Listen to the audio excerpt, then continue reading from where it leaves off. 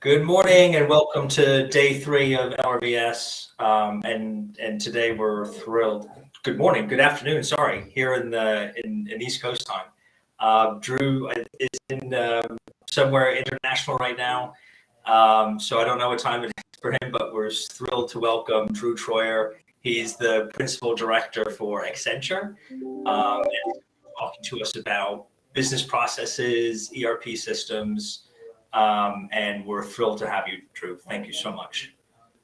Well, thank you. It's a pleasure to be here, and I appreciate the RLVS team for including me in the conference. So I'm going to turn my video off for bandwidth purposes and go ahead and share my screen. So we'll share that, and hopefully I am live. Am I live and presenting? Are we up? Yeah, 1 second. Yes? You're there, Drew. Are we up? All good. Are we You're good? up. Are we good? Hello? Drew, you're live. Can you hear me? You're good to go. Are we up? Yes. Hello? Hello? Drew, you're good. You're good. Are we live? Yeah, it looks like Hello?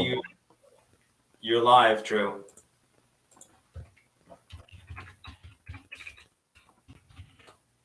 Are we live? Okay, looks like we're having a little bit of a Hello? situation here. Drew, can you hear me?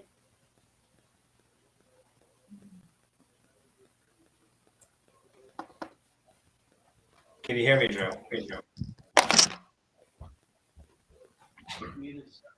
Drew, can you hear?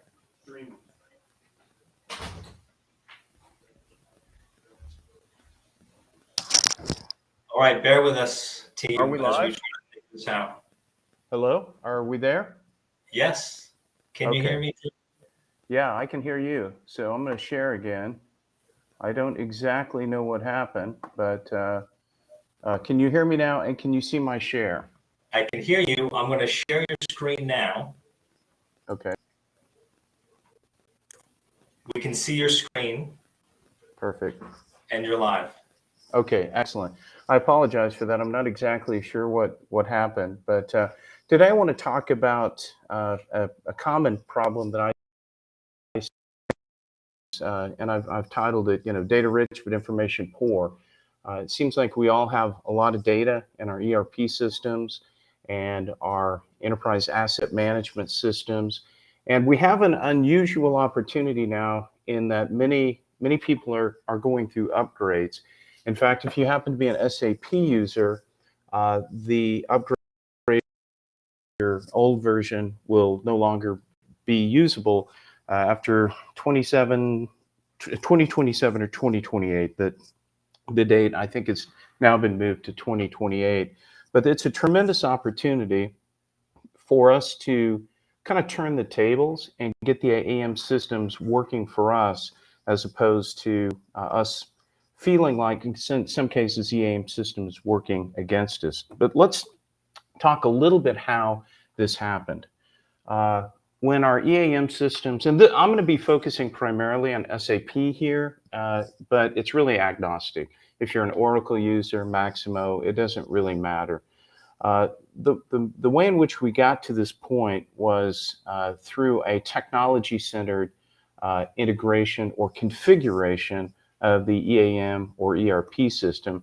And it really is kind of a top-down approach. So we have technical upgrade is identified, and very frequently the people that come in to do the integration, they use things called accelerators so that we can get it functional and get it functional fast, but it may not necessarily be great in terms of serving the needs of the business. So I'm old enough to remember that when I studied this stuff, we called it management information systems, and it was not really technology focused. It was really focused on the decisions that we need to make to run the business and to improve the business, and the data and information that we require to do that. So that leads to a technical architecture, a blueprint design. There's a customization where required, a configuration and a build of the system. The system is then integrated and tested, and then it's deployed. Unfortunately, because this is technology or finance driven, the system requires the rest of the business, including those of us who are reliability engineers or asset managers who need this information to make better decisions. We wind up having to adapt to the system rather than the system serving us. It's like, I often wonder, do we work for SAP, or does the SAP system or other EAM system work for us?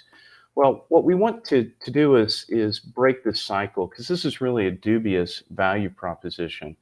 We want to transition to a more business process centered approach that is bottom up. And we start by identifying what are the business process drivers. You know, what are the pain points? What are the opportunity points?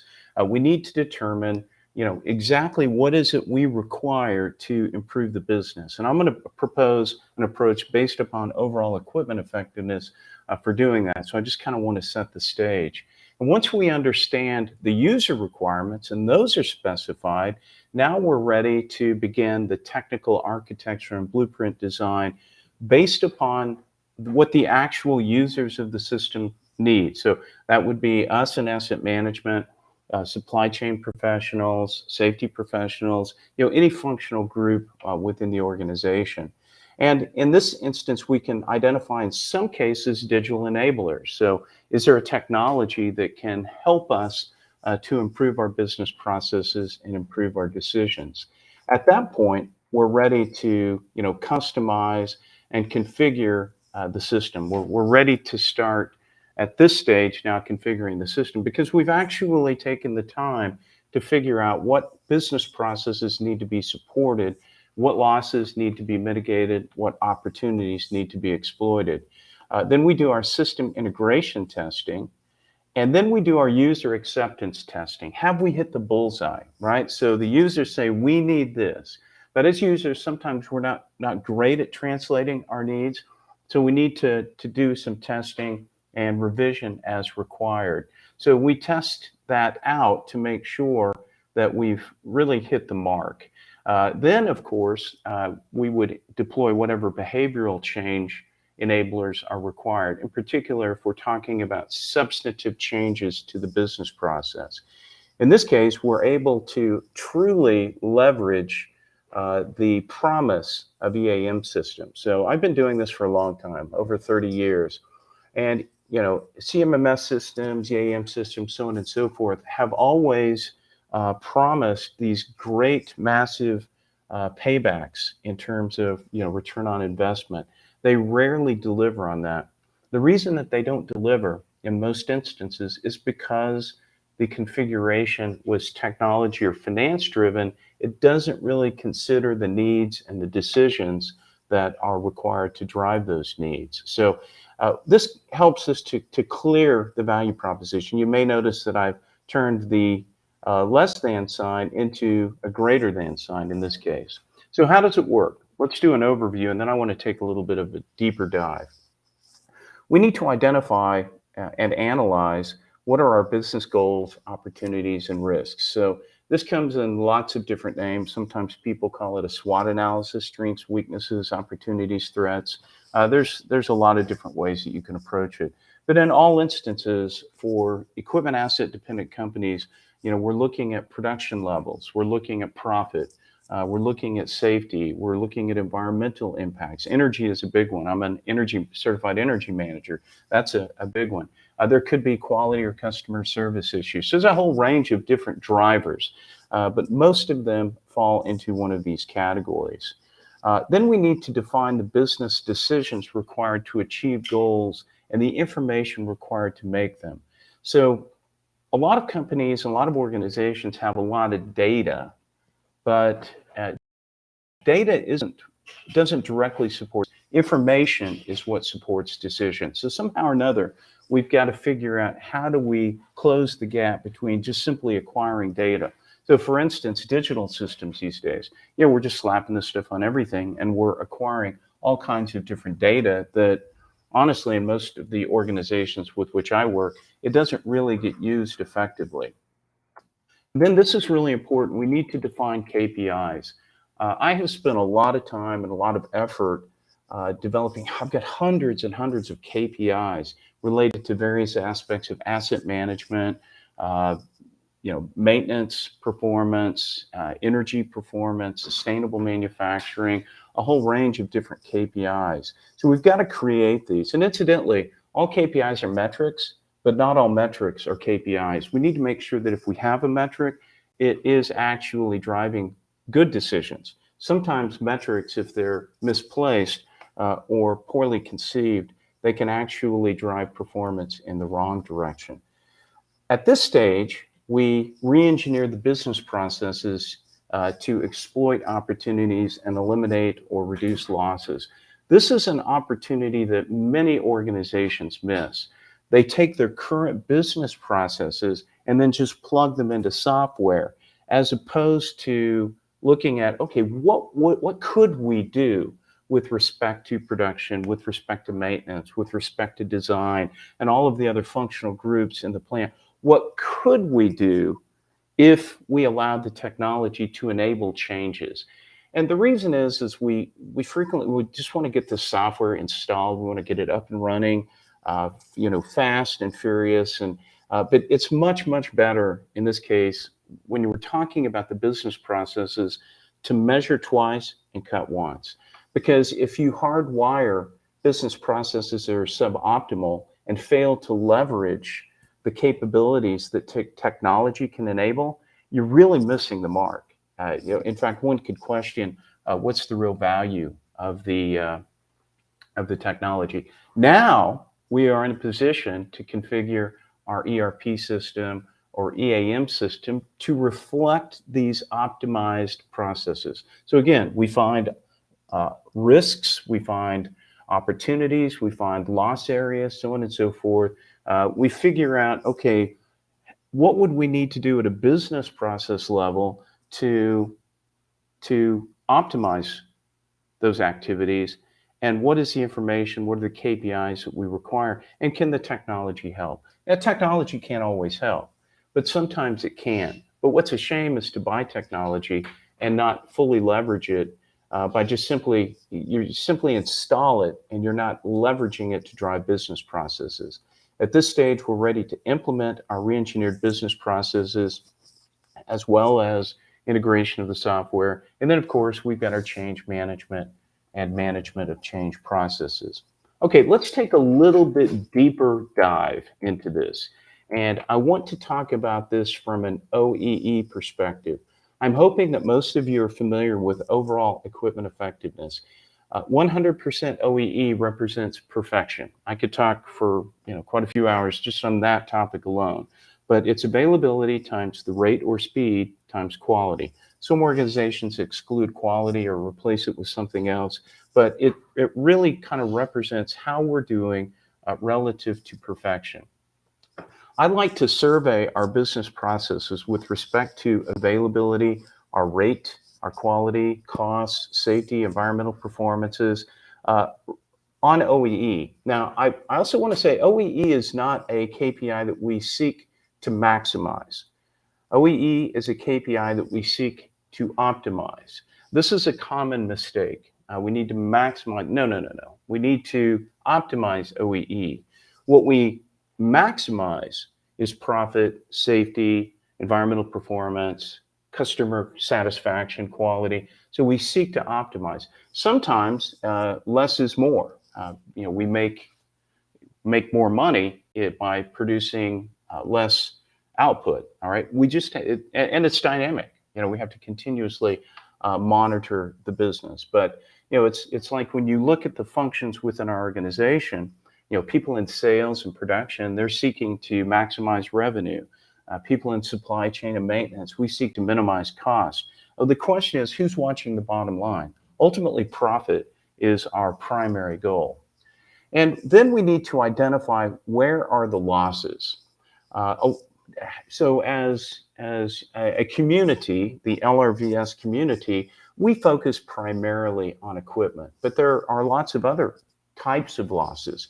Marketing and salespeople may not sell everything we can make. Or I've had situations where marketing and salespeople market and make commitments to things that we simply can't manufacture. It could be something that is outside of the capability of our manufacturing process, or it could be very short runs, 2 boxes of disposable diapers, whatever the case may be. We just can't afford to have that sale.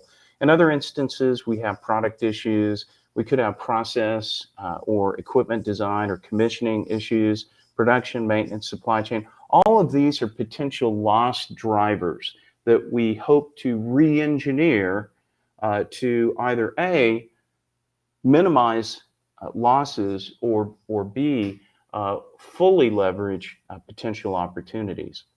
When we have a loss or an opportunity that we're seeking to address, it's usually not something that's one time, all right?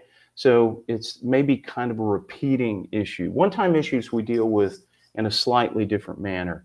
But if we have something systemic, my first question is it stable? Meaning I'm always seeing this. If that's the case, I can transition into traditional defect elimination. I use root cause analysis, engineering analysis, human factors analysis. There could be functional deconflicting. Production creates problems for maintenance, and supply chain creates problem for other people, so on and so forth. We may need to redesign the asset itself. It may need a physical redesign, or in some cases, we need to modify the process or the product. So a whole range of different tools that we use. I would say probably root cause analysis is the mechanism, but the causal factors could be technological artifacts. They could be organizational artifacts. They could be personal or people artifacts. There's all kinds of different defects that we might want to eliminate. However, in some instances, we have instability in the business process or loss. If that's the case, then I like to analyze success versus failure scenarios. It's like if, sometimes it works and sometimes it doesn't work, we're not exactly sure why, then we need to do some analysis. And ideally, if that is systemic, then if it's not systemic, then we go into defect elimination. If it is, then we use a special root cause analysis called root cause success analysis. All right. Typically, when we do root cause analysis, we're doing root cause failure analysis, but the exact same process can be evaluated to understand what's happening in terms of causal factors and mechanisms the successful outcomes. And I find this to be very, very productive. So if sometimes my business process works, this helps me to understand why. Now, why would I want to understand those successful scenarios? Because then I can standardize successful scenarios and incorporate those into what we're going to call our optimized business process. Now, mind you, we haven't even gotten into software yet. It's way too early to talk about our software upgrades at this point.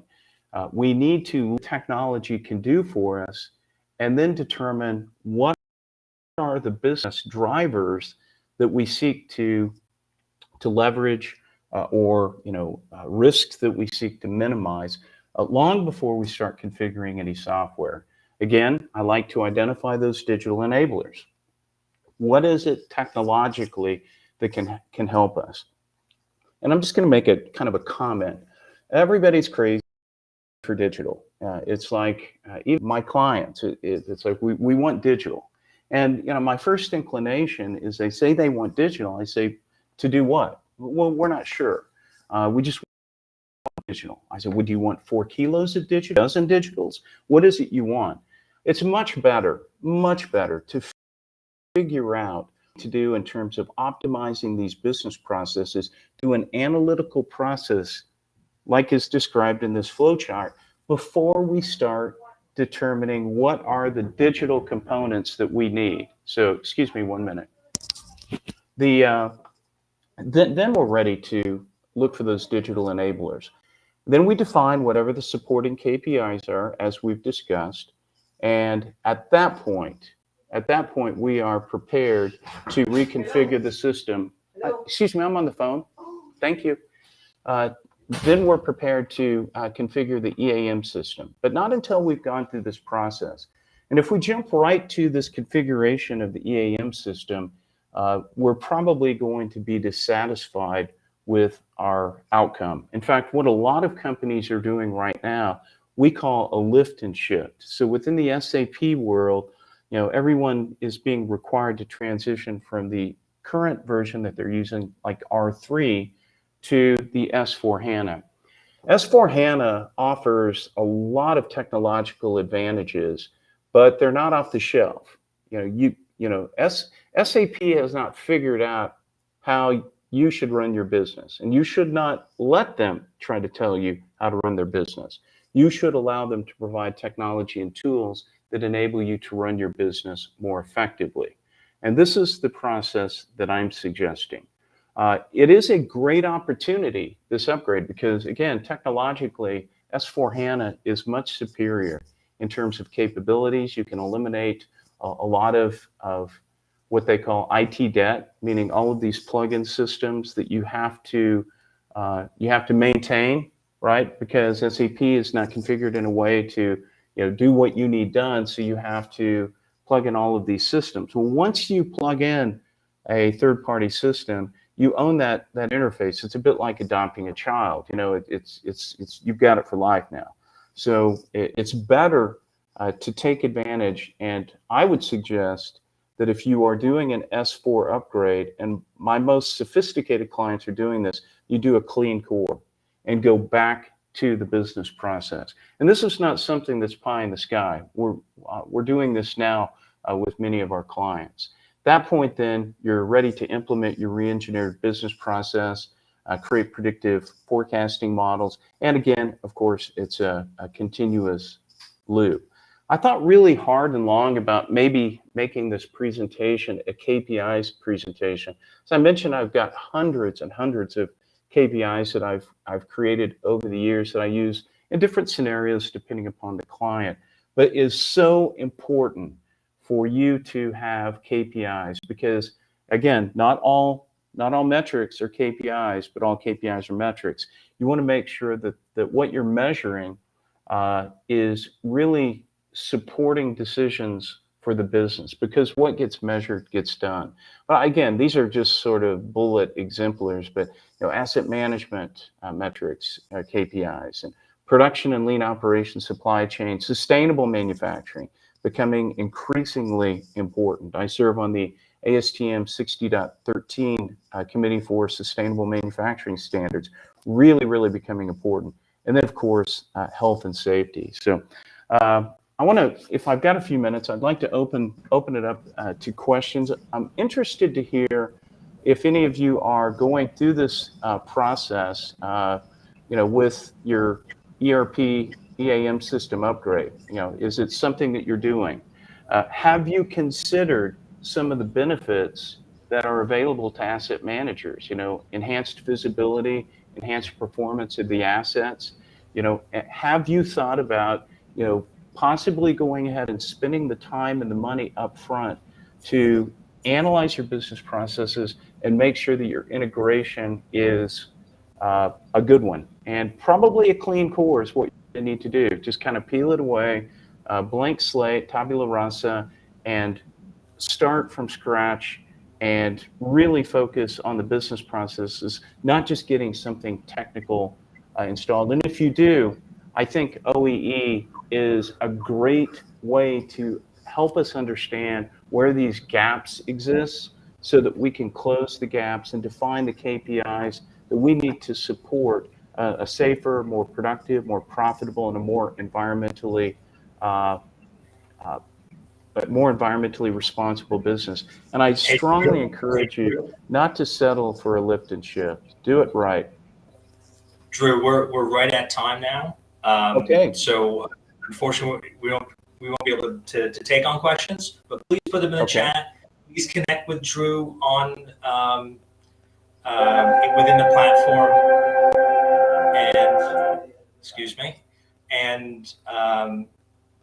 and connect with him directly. Ask those questions, and he'll get back to you. Drew, thank you so much. Really appreciate your time and sharing knowledge with us. Thank you very much. Thank you. And if any questions, just reach out to me. Thank you. Cheers. Bye-bye. Cheers.